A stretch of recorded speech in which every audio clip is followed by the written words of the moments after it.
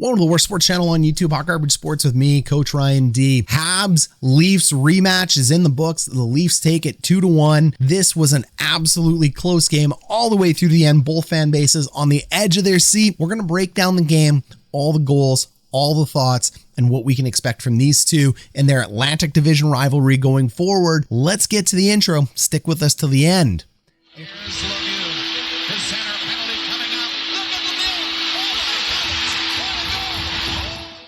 And if you're new to Hot Garbage Sports, give us a big thumbs up, smash subscribe, Leafs and Habs fans. We're going to be watching your team all the way into the playoffs. So, Leafs. Campbell played fantastic tonight. We can talk goaltending to start this. Campbell just looked stellar. I've been hard on Jack Campbell since this channel has started, but this was definitely one of the best games I've seen Campbell play, including his giant win streak last year. So Campbell looked legit tonight, and the Montreal Canadiens, they're no slouches. Their top six wingers, geez Louise, they're so good. They are one of the deepest teams at wing in the NHL. What they lack in center ice depth, Dvorak and Suzuki are pretty good. Dvorak brought in to replace Philip Deneau. Suzuki, new monster deal. They're going to grow into their own, but the wingers are the real gems of this forward group. So nice, deep crew going forward. But Jack Campbell absolutely stands on his head. Fantastic performance, only lets in one goal. Of course, it's by Jonathan Drouin. So welcome back to the team, Drouin.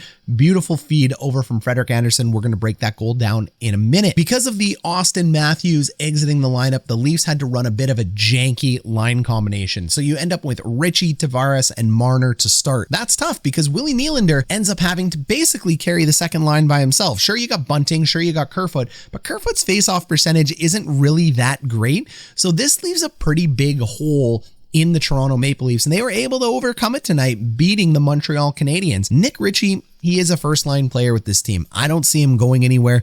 He's a poor man, Zach Hyman. He brings more physicality in some respects than Hyman. Maybe not as much defensive prowess, but a little more offensive in my opinion. Nick Richie is a really nice addition to it. John Tavares moving up makes all the sense in the world, but Nylander's the guy I want to talk about. This is a guy that's taken a lot of flack in Toronto right now, and frankly, I don't see why. I've been watching him for quite some time. I think he's played into his contract beautifully.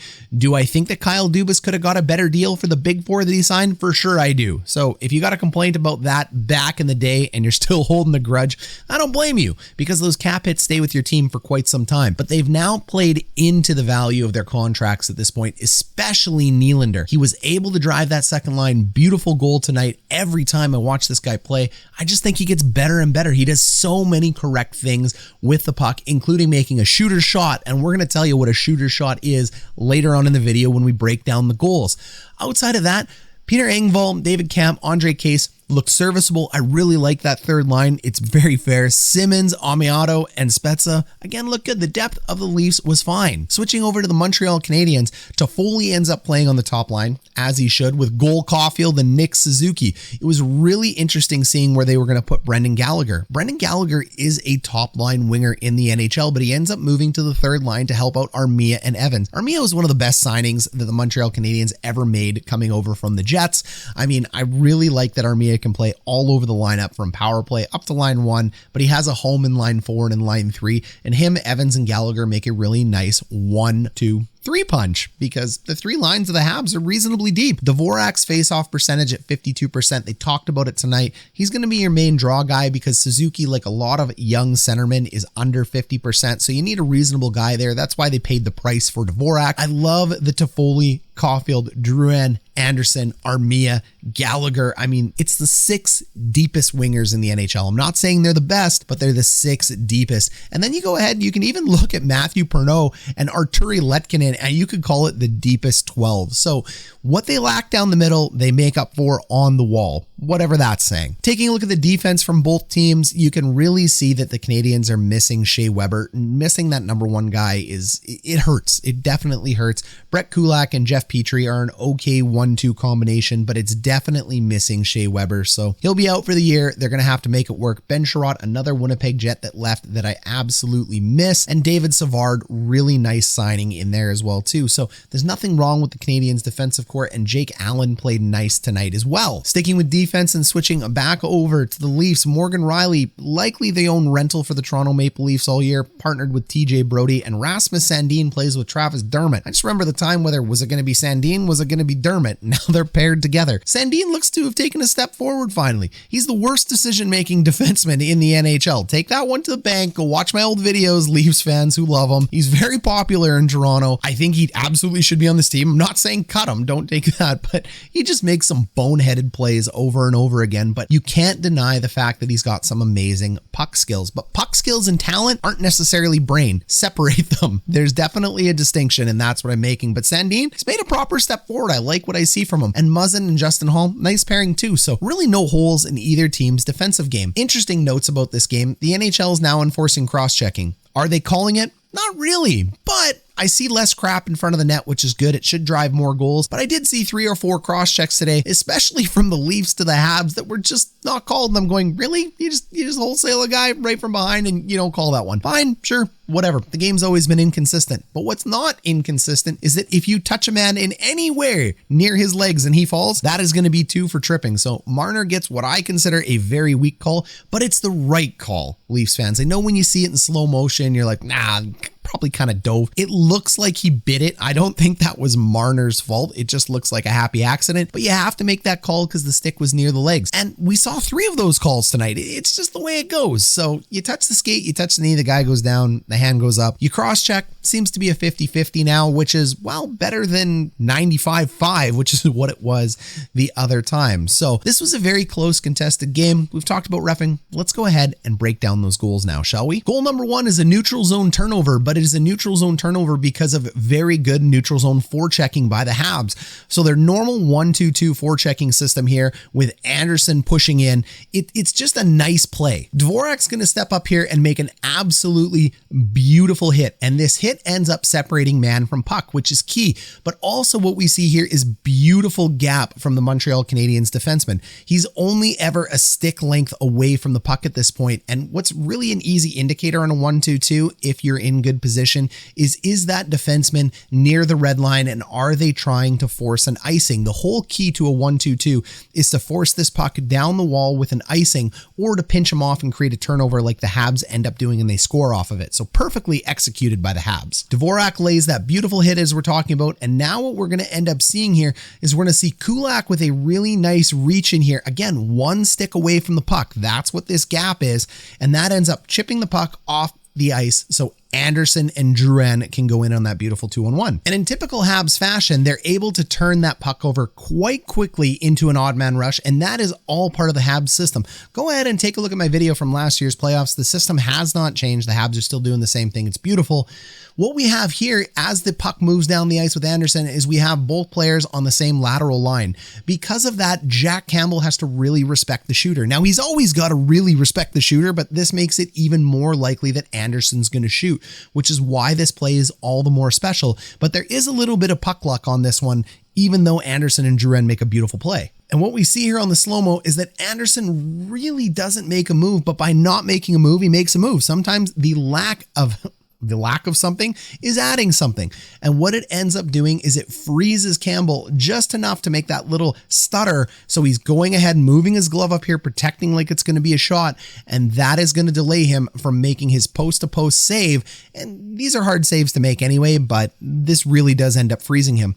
But what we see from the puck here is that, again, Campbell made the right call. This was the right play by the goalie, is to respect the shot, because the odds of this getting through Justin Hall are very low. The puck here will actually deflect off Justin Hall's stick and redirect beautifully. I mean, the puck right now is moving at this angle, but it's going to redirect beautifully and follow this long arrow here onto Jonathan Drouin's stick. And that simple little delay has now caused Campbell to be out of position, so he can't even make a push. All he has is the paddle down and a pray.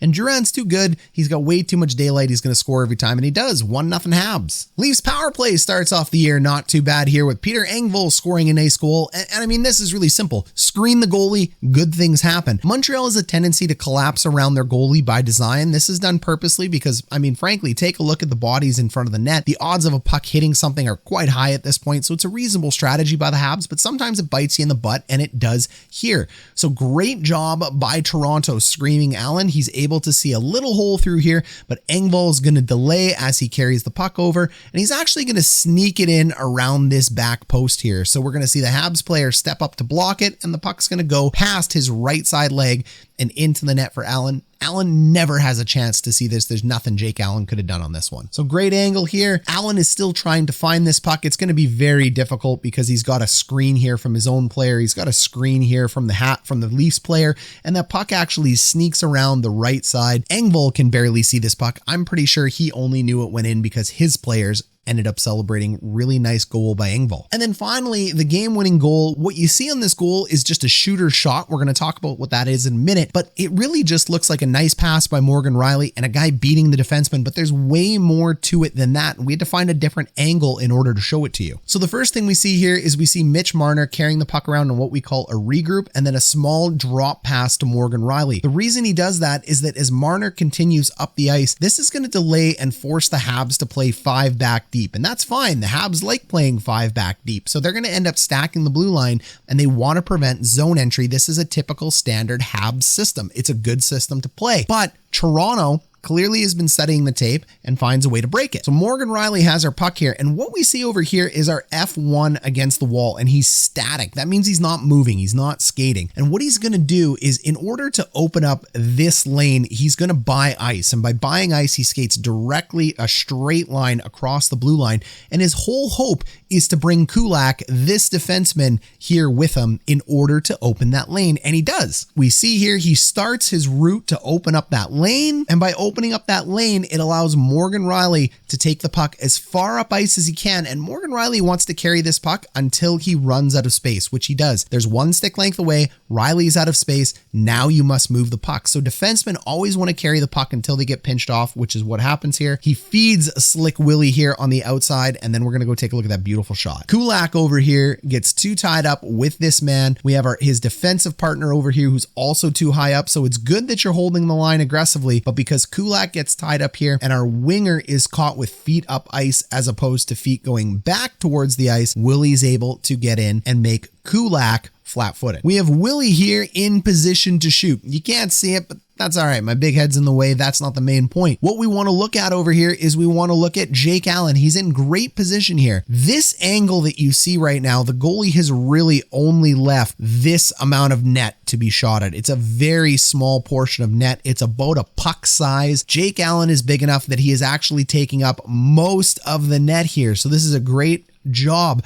but we call it a shooter shot because if a shooter can pick a puck-sized hole in the top corner like Nylander does, then he deserves the goal. Shooter wins. This is why Nylander is worth the money that he gets. He has just been playing better and better and better, and he wins the game. So there you have it, Habs fans, Leafs fans. This game could have gone either way. It was the story of 2-1, 32-30 in shots. Power plays could have made all the difference in the world. We could spend a lot of time taking a look at the Montreal Canadiens 5-on-3 power play against the Leafs. The Leafs did a superb job killing it. Montreal had absolutely no urgency on that power play. And when you're looking at 5-on-3 power plays, one thing to remember is they don't get practiced that much because they don't happen that much. So yes, teams practice them, but not to the extent they practice 5-on-4. And fans think power play is power play.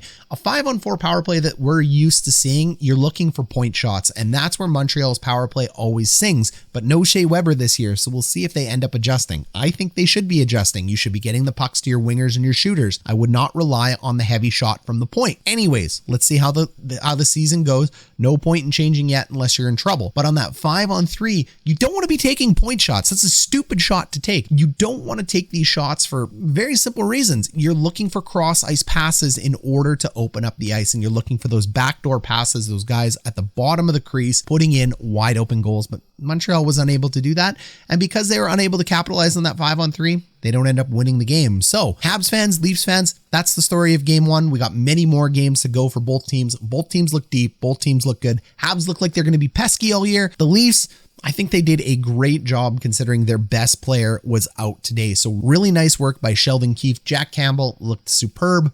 Leafs, one in the bag. Leafs Nation, that's one in the bag. Habs, no reason to panic yet. This has been Coach Ryan D. We'll catch you for the Jets game tonight.